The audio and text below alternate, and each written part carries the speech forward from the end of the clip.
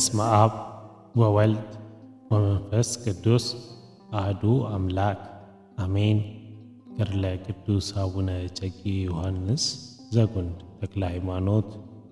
በዕለተ ሐሙስ የሚነበብ የሚጸለይ የአባታችን የዮሐንስ ገድል ምዕራፍ 9።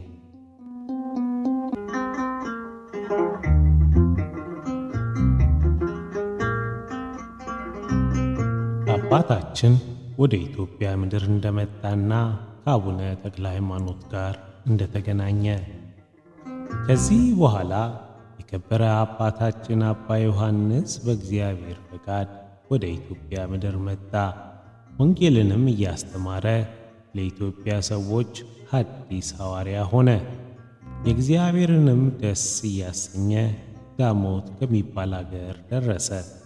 ከዚያም ከመተሎሜ ዘንድ አባ ዮሐንስ አባ ተክለ ሃይማኖትን አገኘው።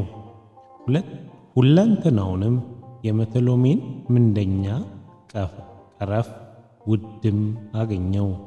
መተሎሜም አባ ተክለ ሃይማኖትን ጠራው።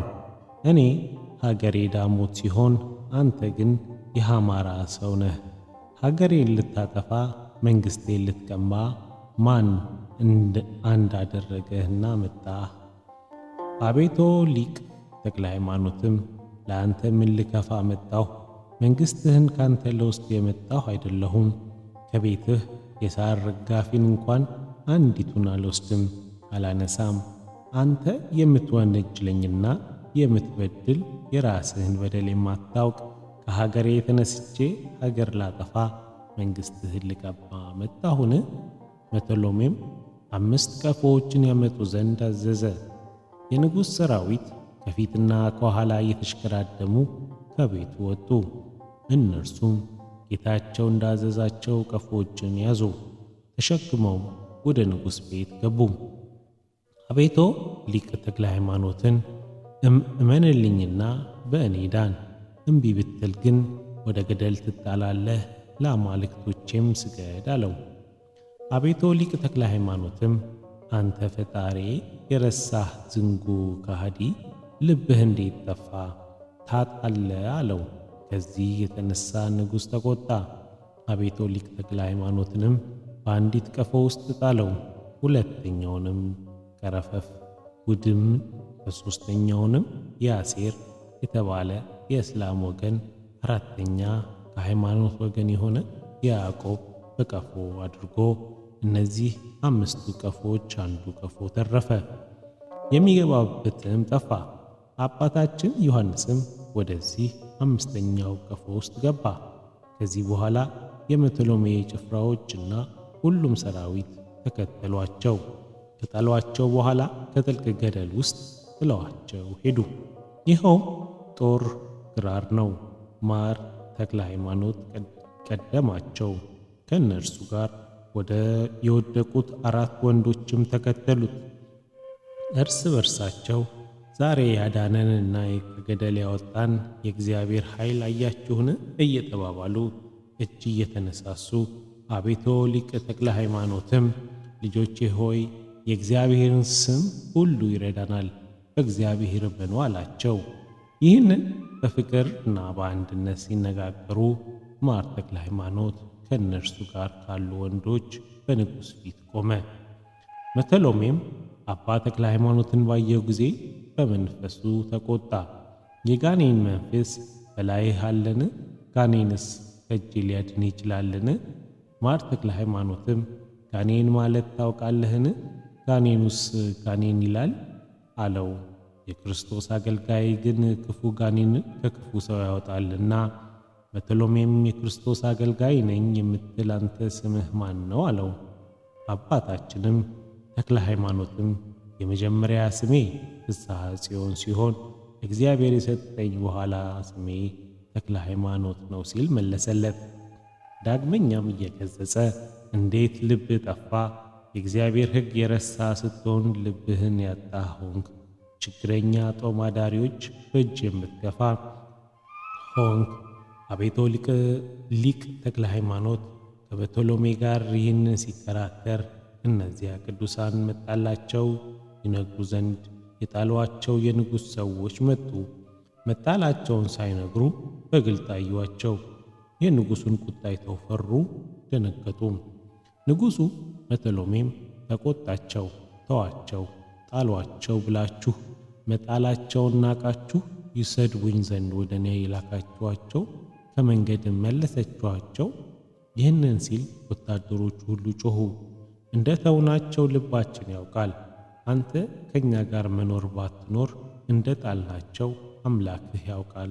እኩሊቶቹ የንጉሥ ሠራዊቶች በዚህ ሰው አምላክ አምነናል እያሉ ከአቤቶ ሊቀ ተክለ ሃይማኖት እግር ስር ሰገዱ። እነሆ ዛሬ የታምራቱ ምልክትን አየን። የንጉሥ መተሎሜ አምላክ የዚህ ጻድቅ አምላክ ይሻለናል እያሉ ዳግመኛም በአብ እናምናለን፣ በወልድ እናምናለን፣ በመንፈስ ቅዱስም እናምናለን፣ በአንዲት ቅድስት ቤተ ክርስቲያን እናምናለን፣ ኃጢአትን ለማስተሰረይ በምትሰጥ በአንዲት ጥምቀትም እናምናለን እያሉ በእነዚህ አምሳል 5 ስግደትን ሰገዱ። ንጉሥ መተሎሜም ከፊቱ ሰይፍ፣ ጎራዴ በጎመድ በብረት ዲጅኖ ፈጃቸው። ዳግመኛም መተሎሜ እነዚህ ወንዶችን ከእርጥብ የከብት ቆዳ ጋር ቀፎዎችን ያመጡ ዘንድ አዘዘ። የንጉሥን ትእዛዝ የሰሙ ጭፍራዎች ሁሉ ታላላቅ ቀፎዎችን ያመጡ ዘንድ ወደ ታዘዙበት ሄዱ። 5 ወንዶች በውስጣቸው አግብተው ይጥሉ ዘንድ ወደ ታዘዙበት ሄዱ። 5 ወንዶች በውስጣቸው አግብተው ይጥሉ ዘንድ ታላላቅ ቀፎዎችን ይዘው ወደ ንጉሥ ቤት ገቡ። ቀፎዎቹም አፋቸው በእርጥብ የከብት ቆዳ የታተመ ነበር። ሌሎችም ወንዶች ተሸክመው ሄዱ።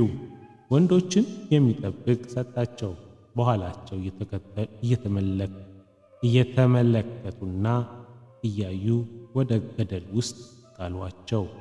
የእግዚአብሔር መልአክ ሚካኤልም መጥቶ የተዘጉ ቀፎዎችን ከፍቶ ከመካከላቸው ሳይወድቁ አወጣቸው።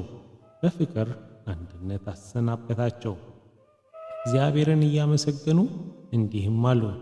ምሕረት የሌለው የወንጀለኛ ንጉሥ የልቡ ክፋት አይቶ ኃይሉ ምልክት አድርጎልናልና ሥጋችሁን ከሚገድሉት አትፍሩ፣ ነፍሳችሁ ግን ሊገድሏት አይችሉም ያለውን የወንጌል ቃል በእውነት ተፈጸመልን አሉ።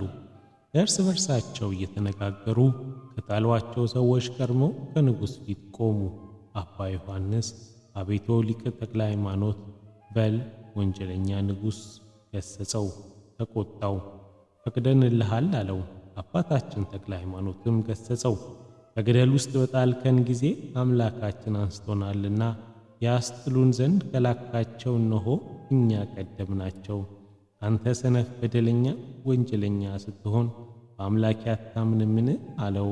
መተሎሜም አንተ አስማተኛ ስትሆን በሥራይህ በአስማት ጥበብ መዳንን ታውቃለህ።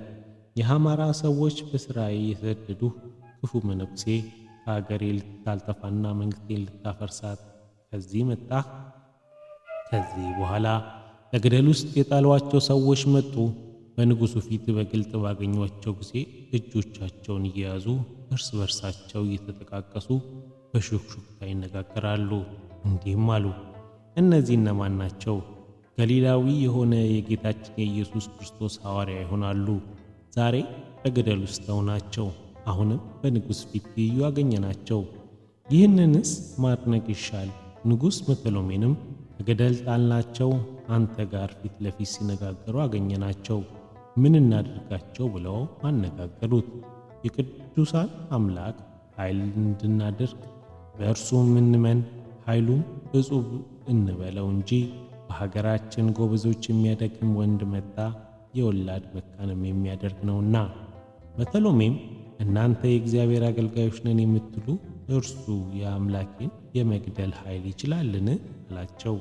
አባታችን ዮሐንስም መተሎሜን ከዳሞት አውራጃዎች ሁሉ እንዳንተ ያለ በሥራው የከፋ አእምሮውን ያጣ የለም።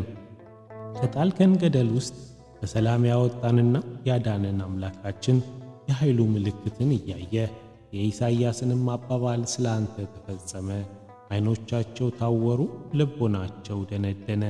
ይህ ትዕቢት በአንተ ላይ ይሆናል። አስማተኛ ሰዎች ሆይ ማመን ከማየት ይልቅ ዓይኖቻችሁ ታወሩ። የአሟራቾችና የጠንቋዮች ወገን እናንተ አንድ ሥጋ ትሆናላችሁ። የእግዚአብሔርንም ሕግ በመርሳት በመስነፍ ከእውነት በመሳሳት የተነሣ ልቦናቸው ደነደነ። ዳግመኛም ልበ ደንዳና ሰው እግዚአብሔርን ይከራከረዋል ያለውን መጽሐፍ አልሰማህምን? አለው። ሁለተኛም አባቴ ሆይ ጥበበኛ ጥበብን ይጨምር ዘንድ ገሥጸው፣ ነፍስ ግን ብትዘልፈው ድንጋይ ይሰማሃልን? ያለው የነቢዩ ሰለሞን ትእዛዝ ዋሸን? አለው። ድንጋይስ በለኝ። ድንጋይማ መተሎሜ ነው። መተሎሜማ እናንተ ሁላችሁ በመንግሥቴ ቤት ውስጥ ለመኖር ፈቃድ የሌላችሁ መንግሥቴን ከኔ ዘንድ ትወስዱብኛላችሁ። ጠላትስ የአማራ ሰዎች በክፋቱ የሰደዱት ስደተኛና እንግዳ የሆነ ይህ እንግዳ መነኩሴ ነው። እነሆ አሁን መንግሥቴን ያውከዋል። አቤቱ ሊቅ ተክለ ሃይማኖትም በወንጀለኛ ንጉሥ ሆይ መንግሥቴ ከኔ የቀማ ዘንድ መጣ እያልክ ሁልጊዜ ስትናገር ሐሰት መናገርህ አይበቃምን? የአመፃን ነገር የሚያናግር የሐሰት አባቷ ሰይጣን ገዝቶሃልና ያንተ መንግሥት በወስድ ለእኔ ምን ያደርግልኛል? ምንስ ይሠራልኛል? አለው። መተሎሜም ፊቱ እስኪለዋወጥና ልብሱ እስኪቀደድ ድረስ ተቆጣ። የአመፃ ሰው ተክለ ሃይማኖት ከሀገር ወደ ሀገር የሚዞር መነኩሴ ነው አለ። የሸዋ አውራጃዎችን ሁሉ አድርሰሃልና በነገር ታደክመኝና ታሳድደኝ ዘንድ ከኔ ከዚህ መጣ። አንተ ቁርጥፍ፣ አንተ ህምላሜ፣ አንተ ሄሄዛኦር፣ አንተ ጴጴላዎዴዎስ ክፋትን መስራት አትተውም፣ ክፋትን መስራት በእኔ ላይ አብዝተሃልና አለው። ተክለ ሃይማኖትም በአረመኔዎች ቋንቋ የሰደበውን የዚህ የወንጀለኛ ንጉሥ የስድብ ነገር አውቆ ከቅዱስ ጓደኞቹ ጋር ፍግግ አለ። የመተሎሜን ስድብ ቸል ብሎ ፍግግ ሲል አይቶ ታላቅ ቁጣን ተቆጣ። አቤቶ ሊቀ ተክለ ሃይማኖትም ይዋጋው ዘንድ በእጁ ጦር አንስቶ ወረወረ። ይህችም ጦር ከእጁ ተጠቅልላ ቀረች። ግራ እጁ እስከ ትከሻው ድረስ ደረቀ። መተሎሜም ጽኑዓን የሆኑ ወንዶችን አላቸው፣ እንግዲህ ሞቴን አወቅሁ፣ ከፊቴ አርቋቸው፣ ወደ ደጅ የሚወጡ አላቸው። እነዚያ ቅዱሳን ወንዶች በአንድ ጊዜ ወዲያው 50 ጦር በወዲህ 50 ጦር በግራና በቀኝ እንዲሁ ሆነው እየጠበቋቸው በአንድ ጊዜ ወጡ። ከዚህ በኋላ አባ ዮሐንስ ጊዜው እንደደረሰ አውቆ ወደ ደብረ ሊባኖስ ይሄድ ዘንድ ባልንጀሮቹን ተሰነባበታቸው። ከገዳም ተነስቶ መምጣቱን እንደሰሙ ወደ ገዳም መሄዱን ሰምተው ፈጽመው አዘኑ። ባልንጀራቸው በትልቅ ገደልና በብዙ ስቃይ ውስጥ ትቷቸዋልና። አባ ዮሐንስም አንድ ባልንጀራ የሌለኝ ለራሴ ያዝናለሁ፣ የደብረ ሊባኖስ የመንገዷን አቅጣጫ ማን ያሳየኛል? አላቸው። ባልንጀሮቹም ፈጽመህ እያዘንክ ከኛ አልቅስልን፣ የንጉሥ መዓት ቁጣ ፈጽሞ እየፈራን አስደነገጠን። የመተሎሜ ገድል መታገዝ ማን ይቻላል? አሉት። አባ ዮሐንስም በመታገዝ ጥቂት ቆዩ አላቸው። እግዚአብሔር ይረዳችኋል። እኔ ከሄድኩኝ እርሱ ይሄዳልን? እግዚአብሔር ከእናንተ ጋር ይሁን። ነገር ግን እግዚአብሔር ከሥጋው የቁስል ትል ያዳነው እንደ ኢዮብ ጻድቅ በትዕግሥት ታገሱት። በጠላት ሰይጣንም አዳነው። ገድል ሁሉ በትዕግሥት ይፈጸማልና። ይህ ንጉሥ መተሎሜ ወደ ክርስቲያን እምነት ያምን ዘንድ ቀርቧል፣ በእግዚአብሔር ይታመን ዘንድ ቀርቧል። ሐዋርያው ጴጥሮስ በመጀመሪያ መልእክቱ ግፋችሁን ብትታገሱ በእግዚአብሔር ዘንድ ምስጋናችሁ ይህች ናት እንዳለ፣ ስለዚህ ነገር በረከትን ትወርሱ ዘንድ እናንተ ተጠርታችኋል። ወንድሞቼ ሆይ በዚህ ከተገናኘን ጀምሮ ጥቂት የአምላኬን ትእዛዝ አጎደልኩ። ወዳዘዘኝ ወደ ደብረ ሊባኖስ እሄድ ዘንድ ፍቅራችሁ እንዳይጎድልኝ ፍቀዱልኝ አላቸው። እነርሱም እንዲህ አሉት፣ መሄዱስ ሂድ፣ ነገር ግን ስምህ ማን እንደሆነ አስረዳን። የእግዚአብሔር ሰውም ስምህ ብርሃናዊ ዮሐንስ ይባላል አላቸው። ዳግመኛም ባልንጀሮቹን ከሀገር ወዴት ነው አሉት። እርሱም ሀገሬ ምስራቃዊ የሆነች ሀገረ ሳሬራ ትባላለች፣ እርሷም የኢየሩሳሌም አውራጃ ናት።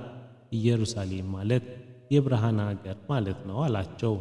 ይህንን ብሎ አባ ዮሐንስ ከእግዚአብሔር ሰው ዘንድ ከአቤቶ ሊቀ ተክለ ሃይማኖት እግር ወደቀ። መልእክቴን ሁሉ ተናገርኩ። እኔም አንተ አባት አደረግኩኝ፣ አንተም ልጅ አድርገኝ። ሰማያዊ የሆነ የሥላሴን ስጦታ በምታመላክት በመንፈስ ቅዱስ ስጦታ ውለደኝ። ከዚያች የጻድቃን ነፍሳት ያድራሉ። ከዚህ በኋላ አቤቶ ሊቀ ተክለ ሃይማኖት የተወደደውን ገድል ጽኑዓን ከሆኑ ከእነዚህ ወንዶች እሽት ብሎ አዲም የሚሆን ቅናት ጀምሮ እስከ እንጦስ አስኬማ መልአክ ድረስ የምንኩስና ልብስ አለበሰው። አቤቶ ሊቀ ተክለ ሃይማኖትም ልጄ እህልና ውሃ ከሌለበት ከደብረ ሊባኖስ ትኖር ዘንድ ትችላለህን? አለው። እርሱም እንዲህ አለው፣ አዎን በእግዚአብሔር ኃይል በአንተ በረከት እችላለሁ። ደብረ ሊባኖስ ለአንተ ዕድል ፈንታ ጽዋ ተርታ ናትና፣ አባት ሆይ በበረከት እጅህ ባርከኝ። እኔ በመንፈስ ቅዱስ ልጅህ ነኝና የአባትህን በረከት ለልጅ ይገባልና።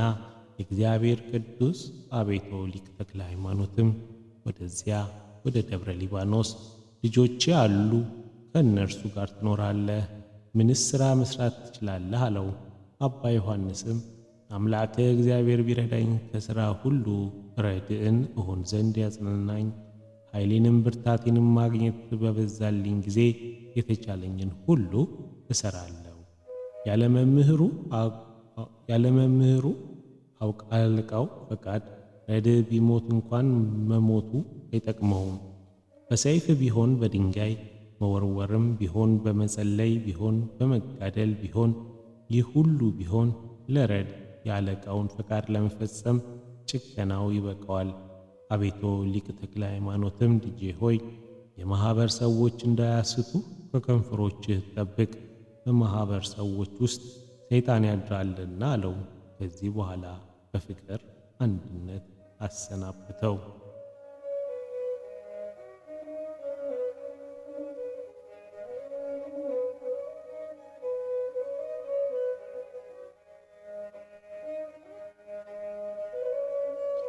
ምዕራፍ 10 ወደ ደብረ ሊባኖስ ስለመሄዱ። አባታችን ዮሐንስም 150ውን የዳዊት መዝሙር፣ 15ቱን የነቢያት መኃልየ፣ 5ቱን የሰለሞን መኃልየ እየዘመረ በደብረ ሊባኖስ የምዕራብ አቅጣጫ ሄደ። በደብረ ሊባኖስ ትይዩ ሲደርስ የተክለ ሃይማኖት ልጆች ይቀበሉት ዘንድ መጡ። አባ ዮሐንስን ከሩቅ መንገድ የሆነውን በፍቅር አንድነት እጅ ነሱት። እርሱም የእናንተ የደብረ ሊባኖስ ሰዎች ሆይ ሰላም ለእናንተ ይሁን እያለ እግራቸው ስር ሰገደ። ሁሉም የተክለ ሃይማኖት ልጆች ስምህ ማን ነው? ሀገርህስ ወዴት ነው? አሉት። አባ ዮሐንስም የመጀመሪያ ሀገሬስ ኢየሩሳሌም አውራጃ የምትሆን ሀገረ ሳሬራ ትባላለች አላቸው። ወደ እኛም መምጣትህ በደህና ነውን? አሉት። መጀመሪያም እግዚአብሔር ወደ ደብረ ሊባኖስ እኖር ዘንድ ላከኝ። ዳግመኛም እግዚአብሔር ከባረከው ከተክለ ሃይማኖት ዘንድ መጣው። ስሙን ከመረመረው ጊዜ ይሸሽግባቸው እርስ በርሳቸው ከነቢያት አንዱ ኤርምያስ ነውን ወይስ ዮሐንስ ነው አሉ።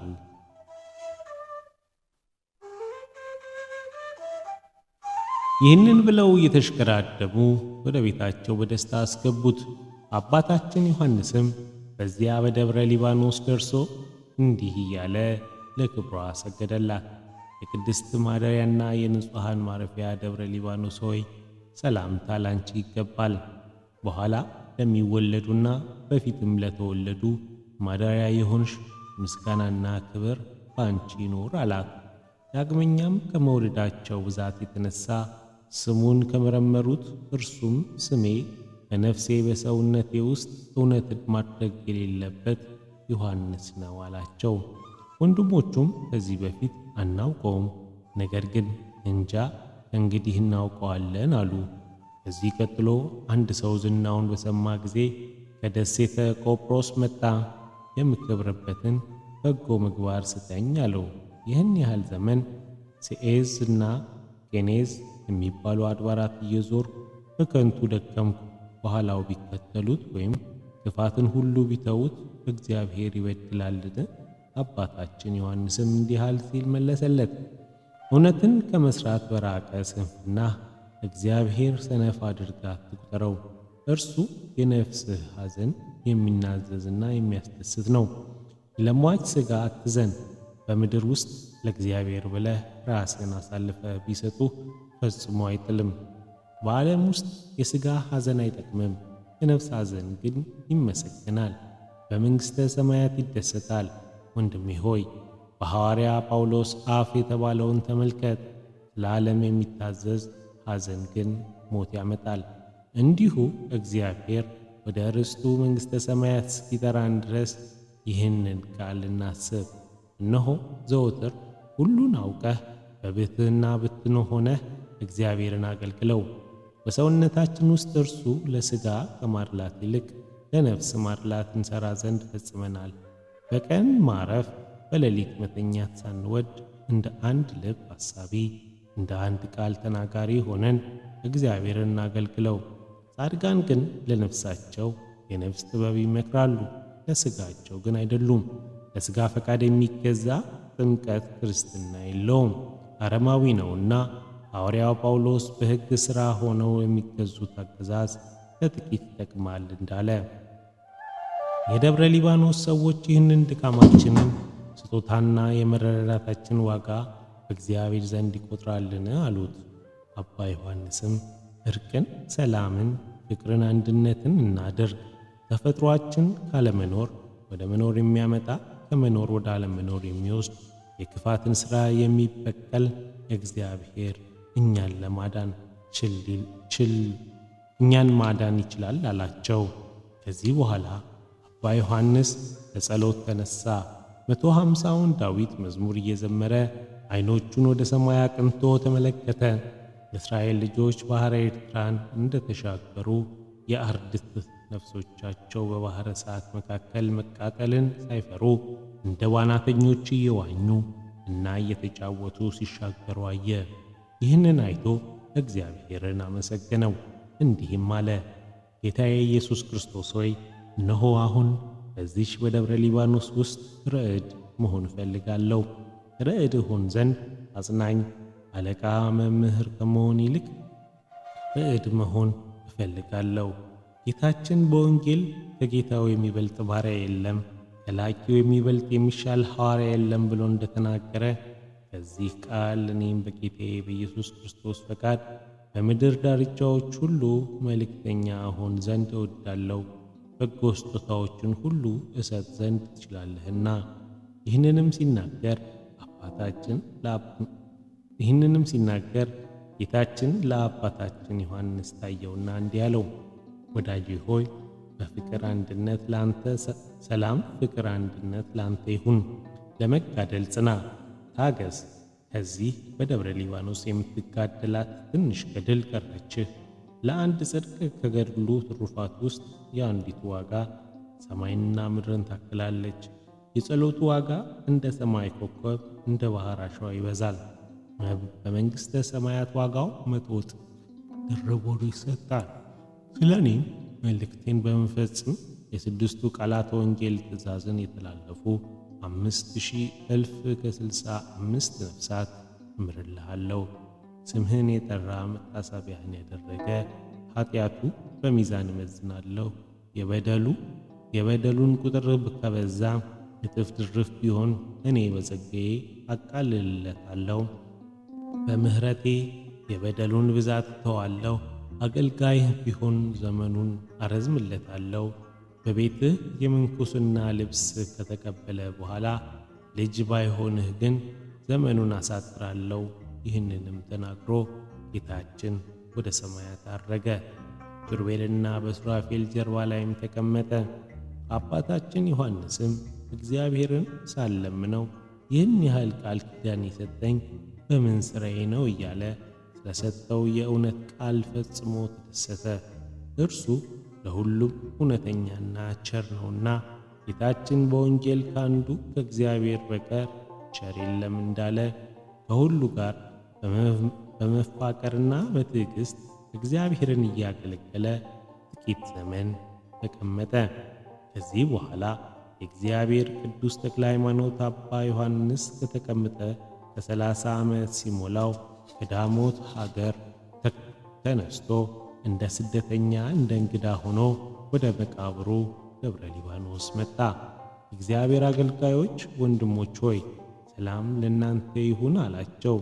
ቃሉን በሰሙ ጊዜ ከግርማው የተነሳ ለመናገር ፈሩ፣ ደነገጡ።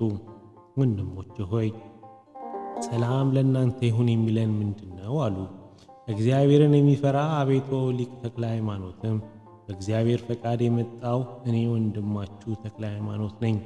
ከዚህ እሞታለሁ፣ ከዚህም እቀበራለሁ አላቸው። በሰሙት ጊዜ የእግዚአብሔር ሰው ተክለ ሃይማኖት ስም አወቁ። የከበርክ አባት ሆይ እንዳንተ ያለ በዚህ ምድር የለም እያሉ ከእግሩ በታች ሰገዱለት። የእግዚአብሔር ቅዱስ የሆነ አባ ተክለ ሃይማኖት ደብረ ሊባኖስ ሰዎችን ሁሉ አከበሩት። አለቃን መምህርን ትሆነን ዘንድ እንኳን መጣህልን አሉት። ይህንን ብለው በደስታ በተድላ ተቀበሉት፣ ወደ ቤቱም አገቡት። አባታችን ተክለ ሃይማኖትም የመንፈስ ቅዱስ ስጦታ እስኪገርማቸው ድረስ ሰማያዊት በሆነች እግዚአብሔር በረከት ልጆቹን ባረከ። ከዚህ በኋላ አቤቶ ሊቅ ተክለ ሃይማኖት እግዚአብሔርን የሚፈራ አባ ዮሐንስን ጠራው። ልጅ ሆይ በዚህ በደብረ ሊባኖስ ኑሮህ ደህና ነውን? አለው። አባ ዮሐንስም አባቴ ሆይ በአንተ እርዳታ አዎ ደህና ነኝ አለው። እርስ በርሳቸው በፍጹም ፍቅር ተዋደዱ። አቤቱ ሊቅ ተክለ ሃይማኖትም የእግዚአብሔር ሰው አባ ዮሐንስን እንደ አንበሳ እንደ ነብር ሆነን በዚህ በረሃ ውስጥ ኖረናልና 12 ቤተ ክርስቲያናትን እንስራ አለው። በዚህች በውስጧ እናድር ዘንድ ስንሞት እንቀበርባት ዘንድ ነቢዩ ዳዊት በመዝሙር እግዚአብሔር ጽዮንን መርጧታልና ማደሪያውም ትሆነው ዘንድ መርጧታልና ለዘላለም ማረፊያ ይህች ናት መርጫታለሁ፣ በዚች አድራለሁ እንዳለ ከዚህ በኋላ መልእክተኛው ስለ እንጨትን ስለ ምሰሶም የድንጋይ ምሰሶን ያመጣ ዘንድ ስለ ኬልቄዶን ብረት የብረት ምሰሶችን ስለ ብርም የብርም ግድግዳዎችን ስለ ወርቅ የአፌር የወርቅ መደገፊያን ያመጣ ዘንድ ወደ ኢየሩሳሌም ላከ። ለቤተ ክርስቲያን መስሪያ ሁሉ የሚያስፈልጉትንና በቅጥሯ ዙሪያ የሚከተሉትን ያመጣ ዘንድ ላከ። አባታችንም ነፋሳትና የውሃ ጎርፍ ያናወጹትን ጽኑዓን የሆኑ መሠረቶች በዓለት ላይ እየተከለ የቤተ ክርስቲያን ቦታዎችን አዘጋጀ። ከዚህ በኋላ የተላከው ሰው የኢየሩሳሌም የበረሃ እንጨቶችንና የቅዱሳን የሆኑ የእግዚአብሔር የቤተ መቅደስ ነዋያትን ተሸክሞ መጣ። ከዚህም በኋላ የዙሪያዋ ምሰሶዎችና በአቅሟና በልኳ በዚያች ቤተ ክርስቲያን ክፍሏ ይሰሩ ዘንድ ጠራቢዎች መጡ። የተክለ ሃይማኖት ልጆችም 12 በሆኑ የደብረ ሊባኖስ መንገዶች ሥራን ጀምሩ። ምሰሶዎቿና አጠቃላይ ሥራዋ በጣም ያማረ ሆነ።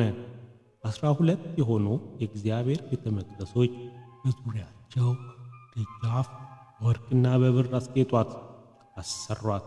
ተክለ ሃይማኖት ልጆች የቤተ ክርስቲያንን ግንባታ ፈጸሙ። ጌታችን የእናቱ ቤት በ3 ድንጋዮች እንደሠራ ማደሪያውንም ቀድሷልና ነቢዩ ዳዊት በመዝሙር መቅደሱን በሰማይ ሠራ፣ ለዘላለም የምትሆን ምድርን ሠራት እንዳለ አገልጋዩ ዳዊትን መረጠው። ዳግመኛም ልዑል እግዚአብሔር ማደሪያውን ቀደሰ፣ በመካከሏም እንዳትታወቅ እግዚአብሔር በፊት ይረዳታል እንዳለ።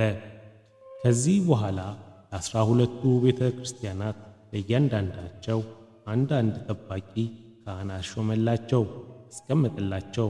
በቀንና በሌሊት በጊዜው እየጠበቁ የሚኖሩ ሹሞች ነበሩት። የካህናቶቹ ቁጥር 144 ይሆናሉ። ከዕለታት አንድ ቀን አባ ዮሐንስና አቤቶ ሊቅ ተክለ ሃይማኖት በእሳት ላይ ወጥን ሲሰሩ እና ሲያዘጋጁ ካህናትና ዲያቆናት የቁርባን ጊዜ ደረሰ ብለው ጠሯቸው። የወጥ ሥራውን ትተው ወደ እመቤታችን ማርያም ቤተ ክርስቲያን ሄዱ። እግዚአብሔርን በመፍራት በፍጹም ምስጋና እየዘመሩና እየቀደሱ የክርስቶስ ሥጋውን በኅብስት አምሳል ደሙን በወይን አምሳል ፈተቱ። ከቁርባን በኋላ አባ ዮሐንስና አቤቶ ሊቅ ተክለ ሃይማኖት ተመልሰው ፊትና ሆነው ወደ ማብሰያ ቤት ገቡ። አቤቶ ሊቅ ተክለ ሃይማኖትም ወጡ ሲገነፍል አይቶ አንድ ጊዜ ልብሱን አስቀመጠውና በእጁ አማሰለው። በቀኝ እጁ ጣቶቹ ወጡን ባማሰለው ጊዜ ክንዱ እስክትደርቅ ድረስ አቃጠለው። ያን ጊዜ አባ ዮሐንስ አይቶ ደነገጠ፣ ፈራ። ወይ አባቴ ሆይ እንጨት መሰለህን? በእጅህ አማሰልክበት አለ። ፈጥኖም ቀረበና የተቃጠለች እጁን ያዘ። ጌታችን ለሐዋርያት እፍ እንዳለባቸው በአፉ እፍ አለበት። እጁም ዳነች፣ እንደ ሁለተኛይቱም ሆነች። እግዚአብሔር በረድኤቱ ላይ ኃይልን ያሳይ ዘንድ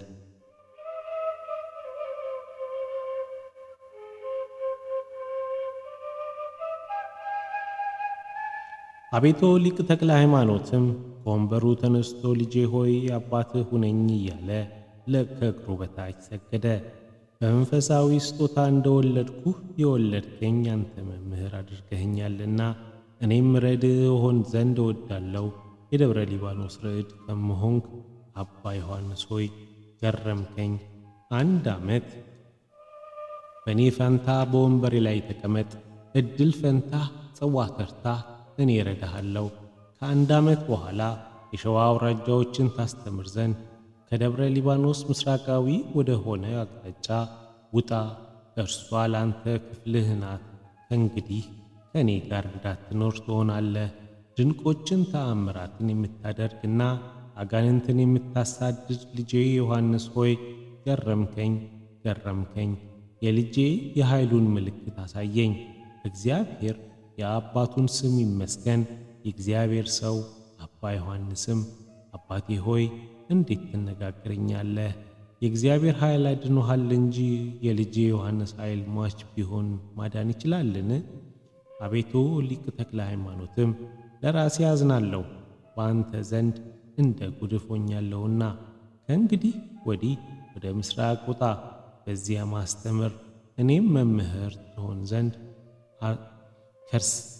ከሰርማት እስከ ገንዴ፣ ከታይታ እስከ ግዳንፈት፣ ከወግዳ ምድር የሚሆን ከደብረ ሊባኖስ እስከ ጃን ወንዝ መፍሰሻ ድረስ አሰልጥኝሃለሁና ይህችውም ምድር ወግዳ ናት።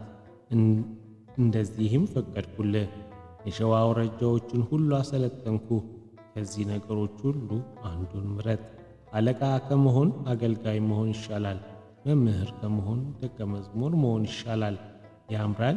ይህንን ብሎ ዓይኖቹን ወደ ሰማይ አንቅቶ የአባት በረከት የልጅ ይገባል እያለ በእጆቹ ባረከው። ያን ጊዜም ፊቱ በመንፈስ ቅዱስ ተብለጨለጨ፣ አበራ፣ የወይንም ቡራኬ ተቀብሏልና። ያን ጊዜ የመረረ ልቅሶን ፈጽሞ እያለቀሰ ከአቤቶ ሊቅ ተክለ ሃይማኖት እግር ስር ሰገደ። አባቴ ሆይ ልጅህ ለሁሉ አታሳውቀው፣ የልጅ ነውር በአባቱ ይሸሸጋልና። ልጅ ከእናቱ ባሳዘናት ጊዜ እናት ልጇን ትጠላለችን? ካንተ በቀር ኃጢአትን መሸሸግ የሚቻለው ማን ነው? እኔ እግዚአብሔርን ባስቀየምኩት ጊዜ ሥራዬ ያለ አንተ ሸሻጊ በሰው ሁሉ ይገለጣል።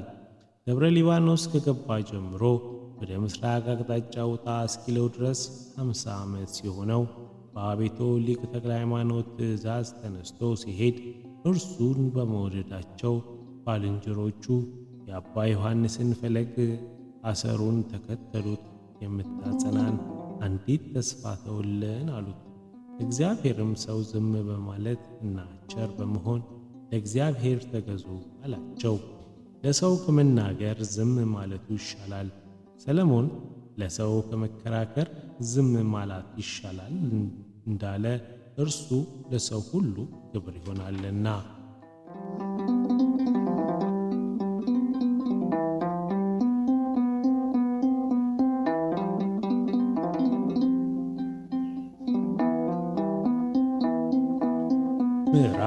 11 በደብረ ሳፍንጅ እንደጸለየ። ከዚህ በኋላ ደብረ ሳፍንጅ መጣ። ይህንም በምስራቅ አቅጣጫ ናት። ከዚያ በረጅም ተራራ ደርሶ በደብረ ሳፍንጅ መካከል በላይዋ የሰይጣን ገዢ የሚኖርባት ሾላ ነበረች። መሳሐቲ የሆነ እርሱም አምልኩኝ በማለት እልፍ ሰዎችን በፊቱ፣ እልፍ ሰዎችን በኋላው፣ እልፍ ሰዎችን በቀኙ፣ እልፍ ሰዎችን በግራው ያሰግድ ነበር።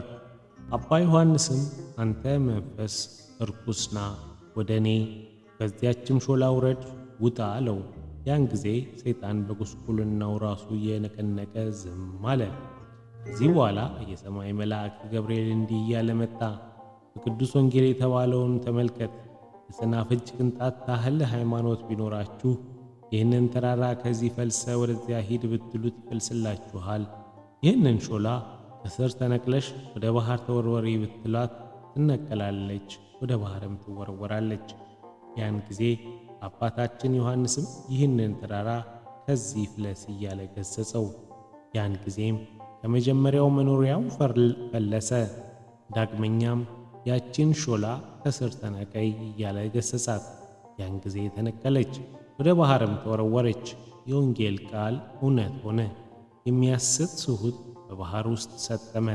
ከዚህ በኋላ አባ ዮሐንስ የወንጌልን ቃል ስለፈጸመለት እግዚአብሔርን እያመሰገነ ወደ ምስራቅ አቅጣጫ ቆመ። የቆመበትን የዓለት ምድር በመስቀል ምልክት ባረከው። ከእግሩ ስርም ድውያን የሚፈውስና ሙታንን የሚያስነሳ ውሃ ፈለቀ። የተጠመቁ ሁሉ ለምጻሞች ቢሆኑ ይነጻሉ፣ በሽተኞችም ቢሆን ይድናሉ።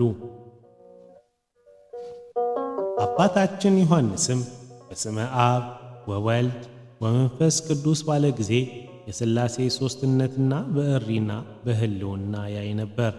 ዳግመኛም አሐዱ አምላክ ባለ ጊዜ መለኮት ከትስብእት፣ ትስብእት ከመለኮት ጋር ተዋህዶ ሕያዋንና ሙታንን ሲገዛ ያየው ነበር። ከዚህ በኋላ ከሸዋ ቦታዎች ሁሉ ዝናው ተሰማ። ውሃ እንዳፈለቀና ከደብረ ሊባኖስ እንደወጣ ዜናው ተሰማ። በምዕራብና በምስራቅ ድውያንንና ሕሙማንን ሁሉ የቡልጋ ሰዎች አመጡ። በምሽት ጊዜ በየ3 በየ4 ምዕራፍ ሆነው ወደ እርሱ ቀረቡ። አባ ዮሐንስ ፊት ትይዩ ሆነው ቆሙ። በዚያም ደርሰው ወደ እኛ መምጣትህ ጥሩ ነው፣ በሽተኞችና ድውዮች ሁሉ ና ዳስልን አሉት። ምስራቃዊ የሆነ አባ ዮሐንስም ሰምቶ ስማቸውን አውቆ ጠራቸው። እነዚያም አጋንንት ከእነዚህ በሽተኞች በወጡ ጊዜ በግልጥ ቆመው አባ ሆይ እስከ መቼ ድረስ ሰውነታችን ታደክመዋለህ አሉት። በጸሎትም ኃይላችን ደከመ፣ የኢትዮጵያን ብሔሮች ሁሉ ብንተውልህ አይበቃህምን?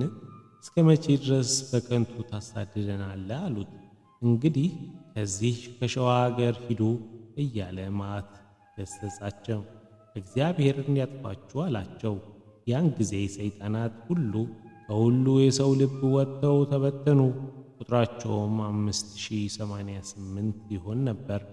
በሽተኞች ሁሉ ያዳነ የዚህ ሰው አምላክ ነው፣ እንሰግድለት አሉ። አባታችን ዮሐንስም በ3 ጊዜ በስመ አብ ወወልድ ወመንፈስ ቅዱስ እያለ አጠመቃቸው፣ አሳመናቸው።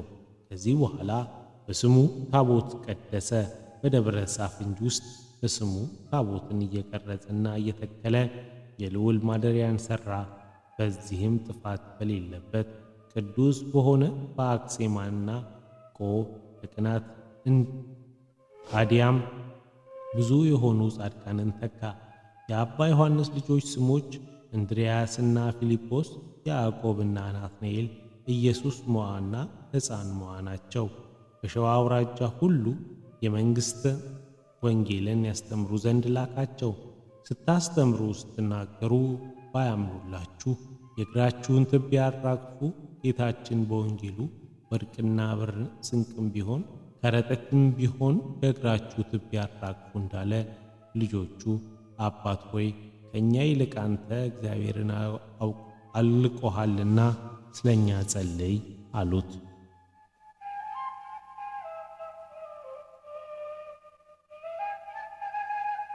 አባ ዮሐንስም እኔ እግዚአብሔር እንዳዘዘኝ እሄዳለሁ። እናንተም እኔ ፈንታ የታወቃችሁ እስክትሆኑ ድረስ ከዚህ በፍቅርና በሰላም ተቀመጡ። በእኔ ፈንታ በኵሬ የሆነ ሕፃን ሞዓ አባት ይሁናችሁ። እርሱም የጻድቅ ልጄ ነው። ልጆቼ አያችሁን? እነሆ አሁን በዚች ዓለም ውስጥ አትቅኑባት። በባልንጀራችሁ ላይ ክፉን አታድርጉ። ከሁሉ የሚከፋ በባልንጀራው ላይ የሚቀና ነው።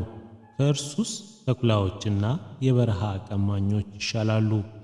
በልቡ ውስጥ ቂም በቀልን ያስቀመጠ ይህ የሰይጣን ደቀ መዝሙር ነው።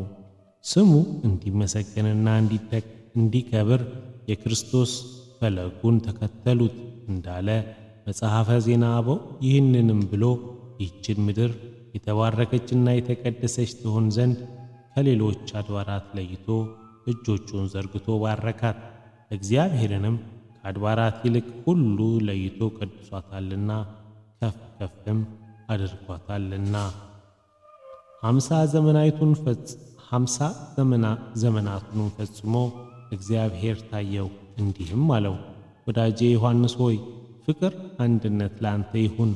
ሁሉን ትተህ እኔን የወደድከኝ እኔም በአንተ ላይ ፍቅሬን ያሳየው።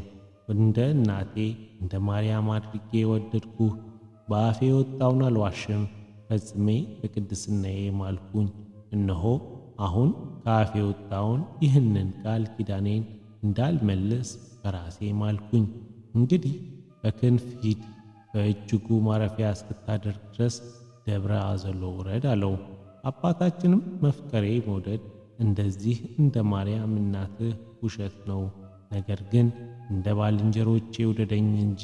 ይህንን ሲናገር ጌታችን ወደ ሰማያት አረገ።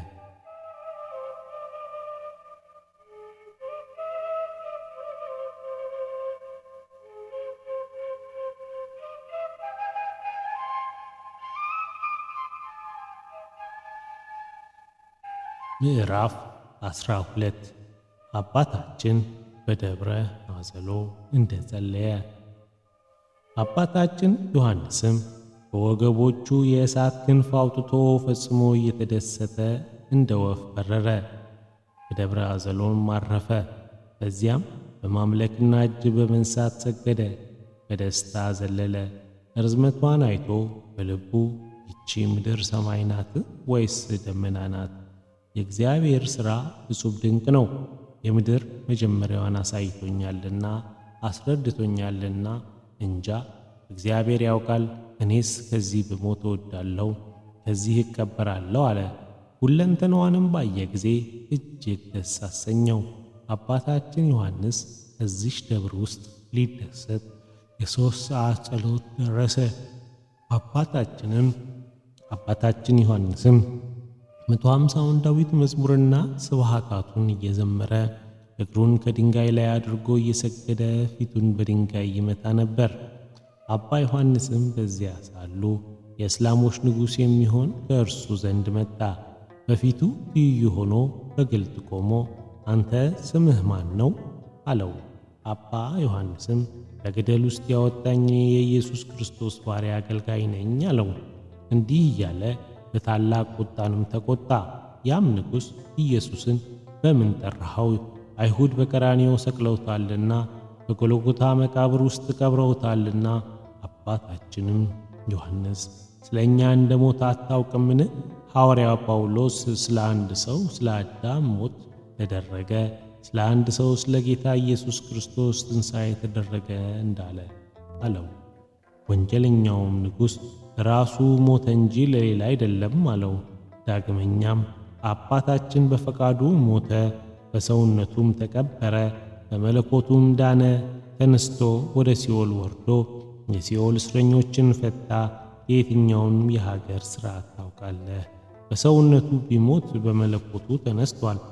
አንተ በስንፍና ልብህ ንጹሕ አድርገሃልና አለው። የእስላሞቹም ንጉሥ አምላክህ ፍጹም ካልሞተ በእጅ ያድን ዘንድ ዛሬ በግልጥ ይመጣልን? አለው። አባታችንም ዮሐንስም መለሰ፣ አዎ ድሮ በኃይልና በረድኤት እንዳለ ሆኖ መጥቶ ያድነኝ ዘንድ ይመጣል። አስቀድሞ አናንያን፣ አዛርያንና ሚሳኤልን ከእቶን እሳት ውስጥ አድኗቸዋልና እንዳንተ በመጸለያ ቤት ውስጥ ለመስገድ ምስልን ያቆመ ከባቢሎን ንጉሥ ቁጣ አድኗቸዋልና። ነገር ግን እንደዚህ ያለውን ንግግር ትተህ በእግዚአብሔር እመን። ማያዊ በሆኑ ከጎኑ በፈሰሰ ደሙ ዓለምን ባስታረቀ በእግዚአብሔር ልጅ በክርስቶስ እመን። በሥጋ እንደሞተ በመለኮትም እንዳዳነ አውቃለሁ።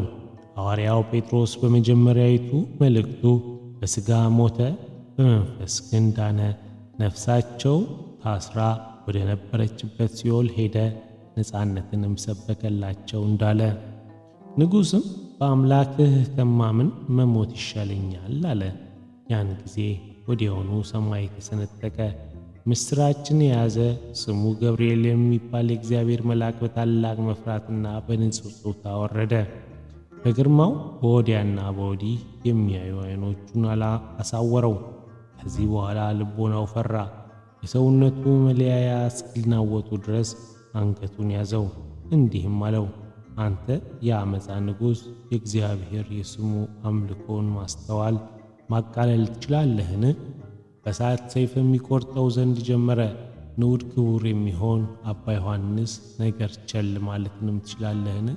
የሕዝቡ ዕድል ፈንታ ይሆን ዘንድ እግዚአብሔር እርሱ መርጦታልና ከአገልጋዩ ከዳዊት ወገን ገንዘብ ያደረገው እግዚአብሔር ከመወለዱ አስቀድሞ የድኅነትና የይቅርታው ቅባትን ቀባው።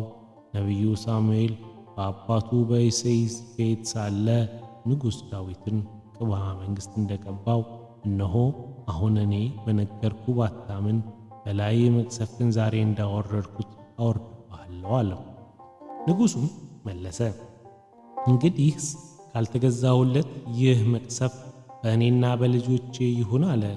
አባታችን ዮሐንስም ሲፈራና ሲንቀጠቀጥ ሰምቶ ልቡ አዘነለት። መልአኩ የጽድቅን ምልክት አውቆ ደግሞ እንዳይበድል ኃጢአቱንና አበሳውን ይቅር በለው አለው። በጽኑ መቅሰፍትም ታግሶ ወደ ሰማይ አረገ። ከዚህ በኋላ ይህ ተንባላታዊ የክብር ኮከብ ምስራቃዊ ለሚሆን ብፁዓን ከሚሆን ከአባታችን ዮሐንስ እግር ስር እንዲህ ያለ ሰገደ። አገልጋይህ እሆን ዘንድ ከአንተ ጋር የምኖር ዘንድ ፍቀድልኝ፣ አሰልጥነኝ። ጌታዬ ሆይ ወደ ወደድከው ላከኝ። በምድር ከሚኖር አውሬ በቀር ከዚህ ምንም ሰው የለም። ከአሁን በፊትህ የአምላክህ ኃይል ሳላውቅ ኖሬ ነበር። እንግዲህ አመንኩት፣ ሰገድኩለት። አባ ዮሐንስም ሄደህ የወንድ አገልጋዮችንና የሴት አገልጋዮችን ቤተሰቦችን ሁሉ ከአንተ ጋር ያምኑ ይጠመቁ ዘንድ ጥራቸው አሉ። ጌታም በወንጌል ያመነ የተጠመቀ ይድናል፣ ያላመነ ያልተጠመቀ ግን ይፈረድበታል እንዳለ፣ ንጉሡም አባታችን ዮሐንስን እንዳዘዘው ሄደ። ወንድ አገልጋዮችና ሴት አገልጋዮችን ጠራቸው። ከዚህ በኋላ ሰራዊቱን ሁሉና ጭፍሮቹን ሰበሰበ። ያልተገረዙ ቆላፎችን የሚሆኑ የእስላም ልጆችንም ጠራቸው። ሥጋቸውን አነጻጽቶ ወገኖቹን ወሰዳቸው። ሁሉም ሕዝብ ከንጉሣቸው ጋር ወደ እርሱ ቀረቡ። ንጉሡም ሕዝቡ ሁሉ ሁላችሁ የአባ ዮሐንስ እግር ስር ስገዱ፣ በዚህ ሰው አምላክ እመኑ አላቸው። እንዳዘዛቸውም አደረጉ፣ አመኑ። ኃጢአትን የሚያስተሰሪ በጥምቀት ውሃ ተጠመቁ። ከዚህ በኋላ ስሙ ቀረጻ ከጳጳስም ዘንድ ታቦትን ቀደሰ፣ ለእርሱም ተከተላቸው። በዚች ቀን የተጠመቁ የአረማውያን ቁጥራቸው ከሴቶችና ከልጆች በቀር 5000 ያህሉ ነበር። ከዚህ በኋላ አባ ዮሐንስ ይህንን አውቆ ከተሰጠው ጸጋ ክንፍ ኢየሩሳሌም ወረደ። ጌታችን የተወለደበትን ቦታ ከኢየሩሳሌም ዘንድ ደረሰ። በዚያም ሰብአ ሰገል ሕፃን እጅ ሲነሱትና እጅ መንሻውን ወርቁን ከርቤውንና ሽቶውን ሲሰጡት አገኛቸው። ጌታችን ኢየሱስ ክርስቶስ ከእመቤታችን ከቅድስት ድንግል ማርያም ተወልዶ የመላእክት ጭፍራ እያመሰገኑና ለእግዚአብሔር በሰማያት ምስጋና ይሁን በምድርም ለሰው ዕርቅ ተወጠነ እያሉ ሲያመሰግኑ አገኛቸው። ከልደቱ ክብርም ከእነርሱ ጋር ሰገደ። ከመላእክት ጭፍሮች ጋር በአንድነት ያመሰግኑት ነበር። በምስጋናም ባልንጀሮቹ አደረጋቸው።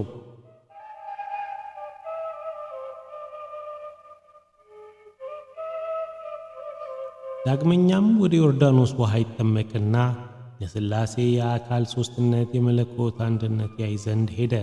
በዚያም ጌታችን ኢየሱስ ክርስቶስን በአገልጋዩ በዮሐንስ እጅ ሲጠመቅ አብ በሰማይ በደመና ውስጥ ሆኖ ይህ የምወደው በእርሱም ደስ የሚለኝ ልጄ ነው፣ እርሱን ስሙት እያለ ሲናገር አገኘው። በዮርዳኖስ መካከል ወልድ ቆሞ እያመሰገነ ጣቶቹ እንዳሉት ሲያመላክት መንፈስ ቅዱስ በርግብ አምሳል ወርዶ በጌታችን ኢየሱስ ክርስቶስ ራስ ላይ ተቀመጠ። ኃጢአትን የሚያስተሰርይ ለጥምቀቱም ክብርና በመፍራትና በመንቀጥቀጥ ሰገደ። በሦስተኛው ለመስቀሉ ክብር ይሰግድ ዘንድ ወደ ቀራንዮ ሄደ። በዚያ አይሁድ ጉባኤ አገኘ። በመስፍን ጲላጦስ ፊት የሐሰት ምስክሮች የሚያቆሙ ናዝራዊ የሚሆን የአይሁድ ንጉሥ ኢየሱስ እየተሳቁና እየተዘባበቱ ይሸነግሉትና በሁለት ሽፍቶች መካከል በእንጨት ላይ ይሰቅሉ ዘንድ በመስቀሉ ክብር ሰገደ። እንዲህ እያለ አቤቱ በመንግሥትህ አስበኝ፣ በዚህ መስቀልህ በቀኝ የተሰቀለ የፈያታዊ ዘየማን እንዳሰብከው በትንሣኤ አንሳኝ። ይህንን ብሎ ወደ ኢትዮጵያ ምድር ተመለሰ። ወደ ዋሻውም ገብቶ አረፈ። ይኸውም ደብረ አዘሎ ነው። በተራራው ሜዳ ላይ ዓይኖቹን ወደ ሰማይ አቅንቶ በመጸለይ ለራሱ ቤት መጠለያ ለሥጋውም ጥግን ሳይፈልግ እጆቹን ዘርግቶ እንደተተከለ ምሰሶ ሆኖ እንዲህ እያለ ቆመ። አቤቱ በስምህ የሚያምኑትንና ቅዱስ ሥጋህን በመቀበል በሥጋቸው የተቀደሱ የኢትዮጵያውያን ሰዎች ማር።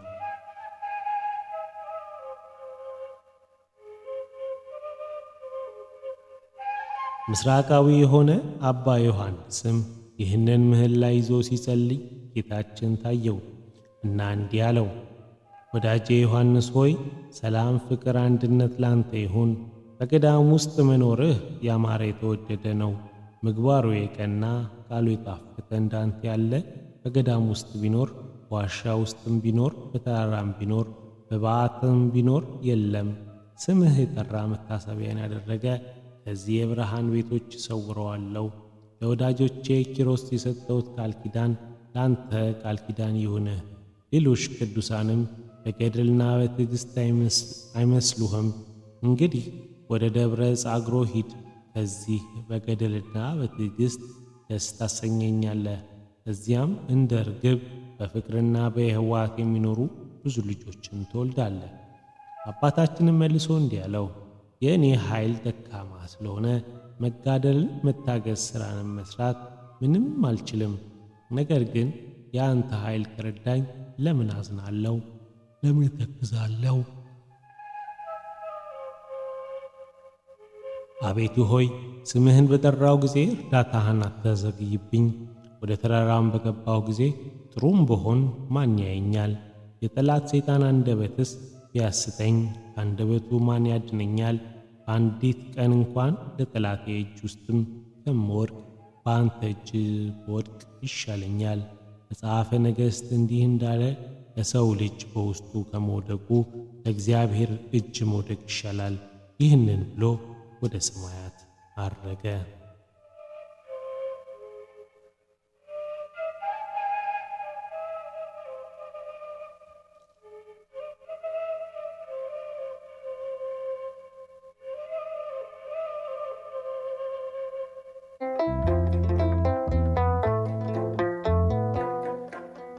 ምዕራፍ 13 አባታችን በደብረ ጸግሮ እንደጸለየ። አባታችን ዮሐንስም በደብረ አዘሎ የነበረባቸው የዘመናቱ ቁጥር 50 ዓመት ሲሆኑ እግዚአብሔርን እያመሰገነ በንፋስ ላይ ተጭኖ ወደ ደብረ ጸግሮ ደረሰ።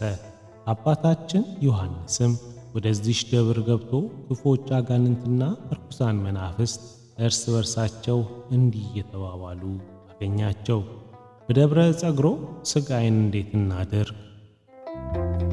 አባ ዮሐንስ ወደ እኛም በመጣ ጊዜ የት ሄደን እናመልጣለን? ሽሽታችንስ ወደ የት ይሆናል? እነሆ መንገዳችንን አዘጋጅ።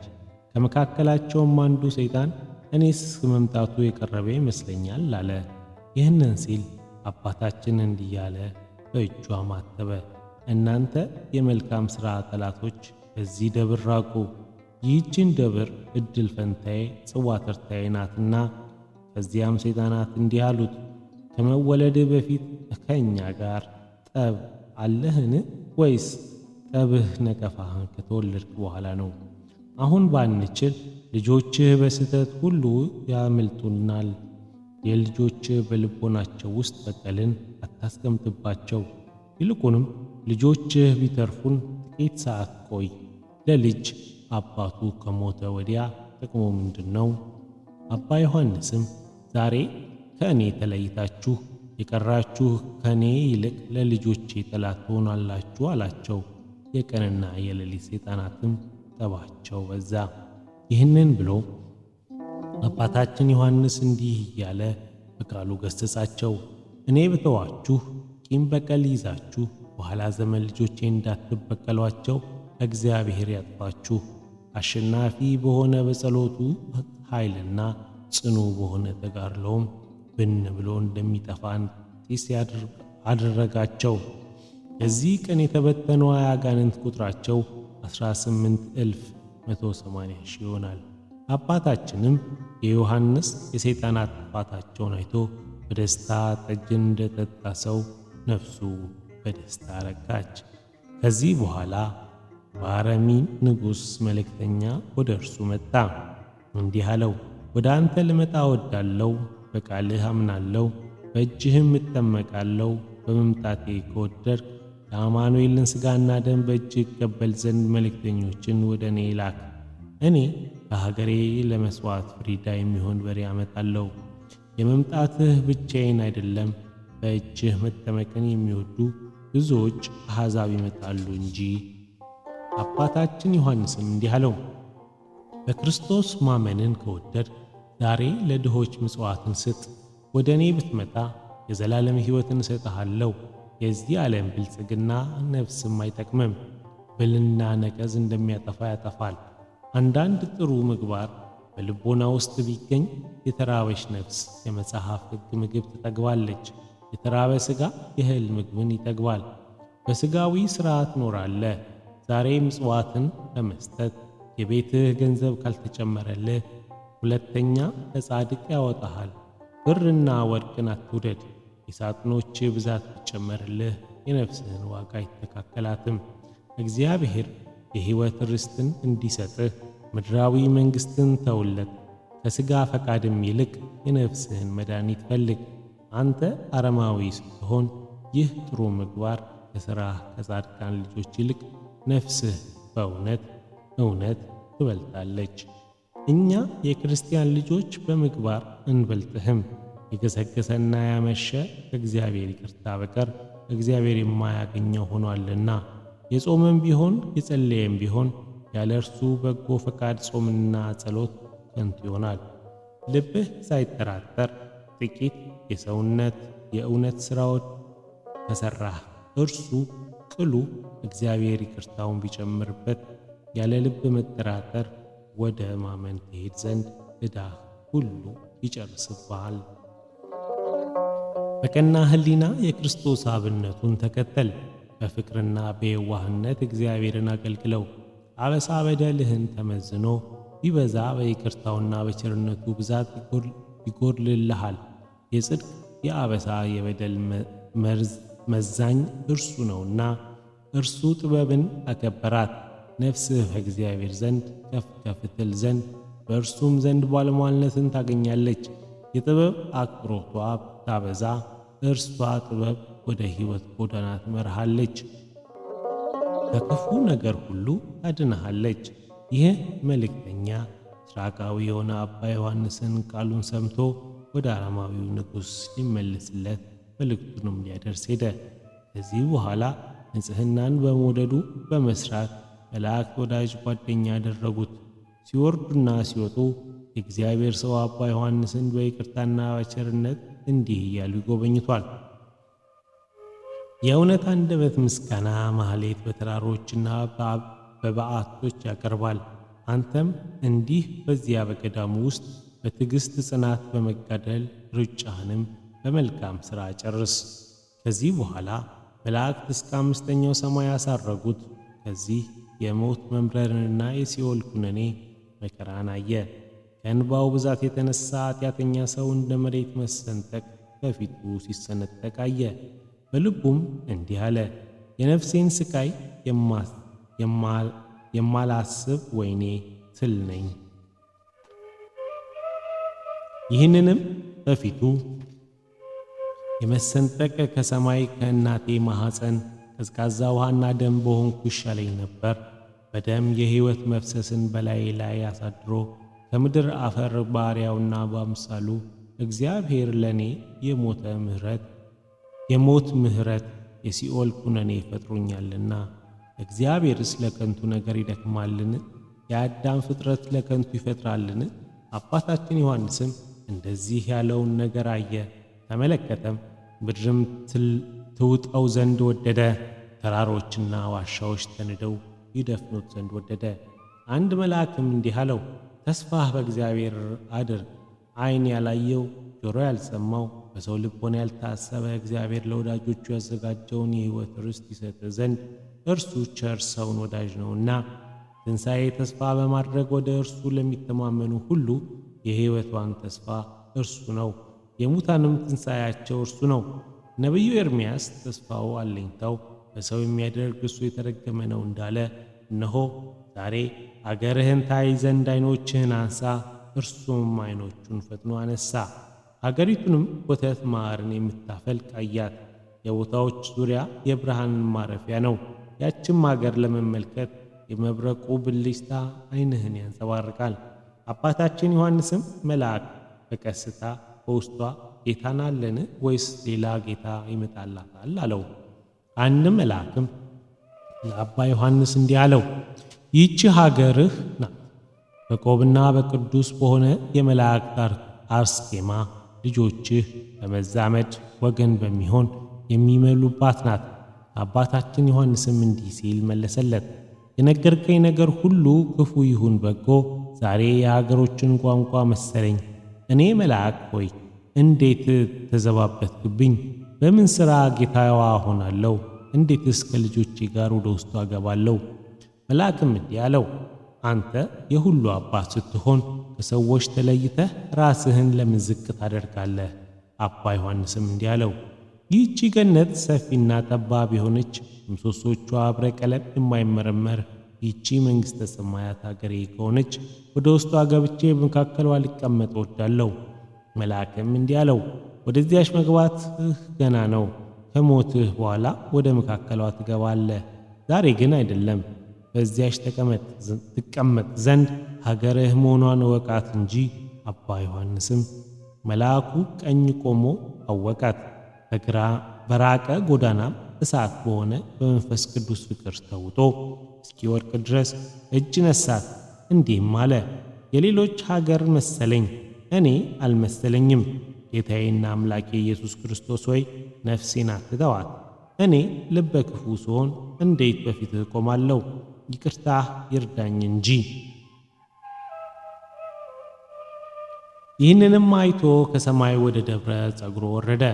ከዚያም ደርሶ ከከባድ ሐዘንና በመረረ እንባ እየተንበረከከ እና እየሰገደ 150ውን ዳዊት መዝሙር ይዘምር ጀመር። በየሰዓቱና በየጊዜው በየቦታው ውስጥ አላረፈም። የመካከሏ ያድር ዘንድ ያችንም ሀገር እስከሚያያት ለዓይኖቹ እንቅልፍ ለቅንድቦቹ እንጎልቻ አልሰጠም። ማደሪያው እስኪያገኝ ድረስ ወደ መጠለያ ቤቱ አልገባም። ነቢይ ዳዊት በመዝሙር እንዲህ እንዳለ፣ ወደ መጠለያ ቤቴ እንዳልገባ ወደ መኝታዬ አገልጋዬ እንዳልወጣ ለዓይኖቼ እንቅልፍ ለቅንድቦቼ እንጎልቻ ለጉንጮቼ ረፍትን አልሰጥም። የእግዚአብሔር ቦታው እስካገኝ ድረስ እደክማለሁ። አባታችንም ዮሐንስም ዘመናቱ እስኪጨርስ ድረስ በጉልምስና ዕድሜው አንዲትም ቀን አላረፈም። ወደ ቀደመ ነገራችን እንመለስ። መልእክተኛው ወደ አረማዊ ንጉሥ እንደላከ አረማዊው ንጉሥ በቃሉ ያምን ዘንድ በእጆቹም ይጠመቅ ዘንድ ወደ አባታችን ዮሐንስ መጣ።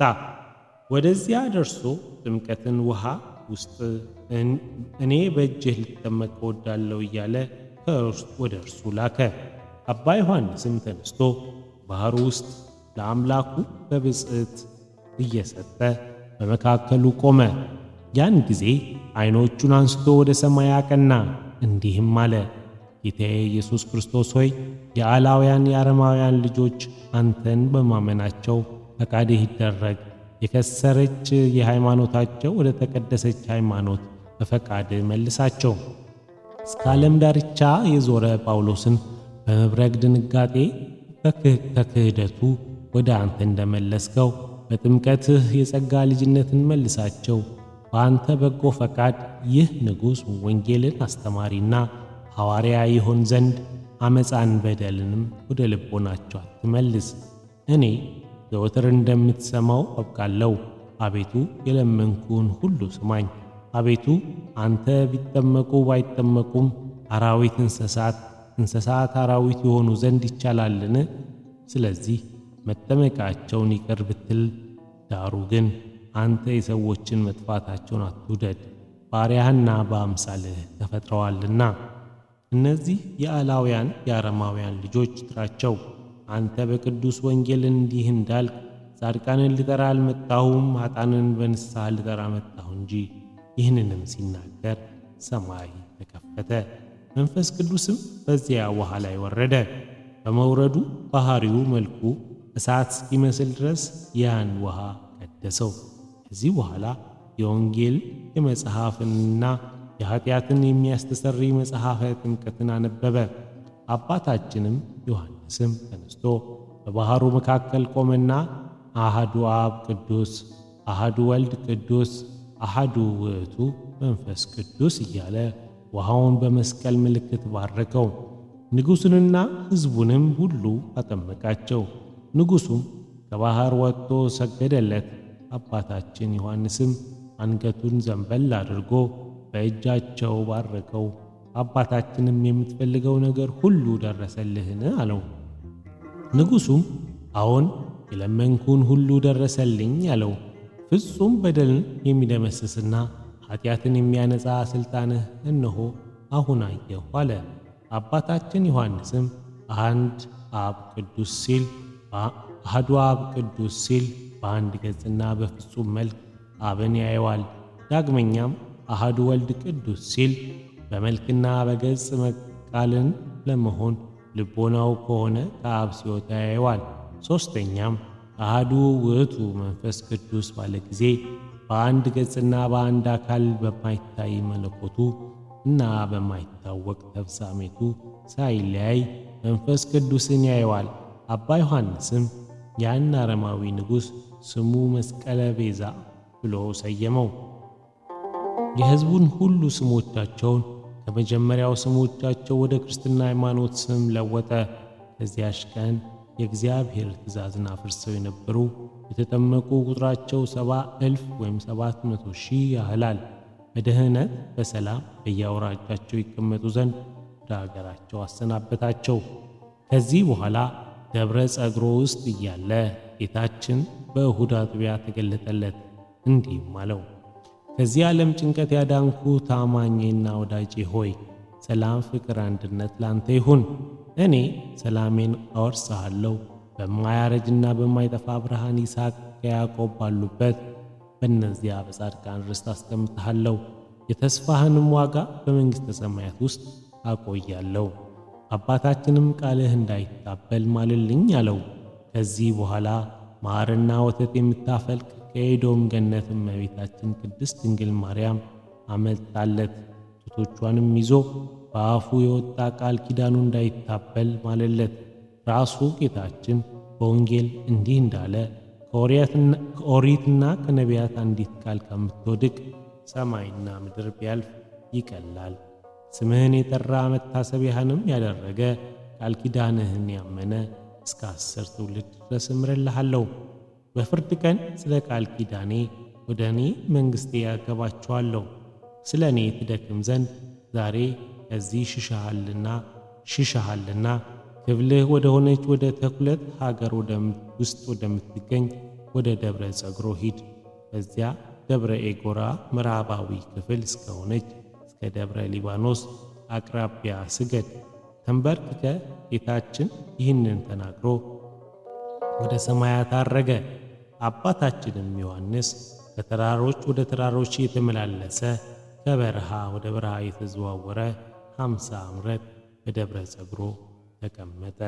መንፈስ ቅዱስ አሃዱ አምላክ አሜን።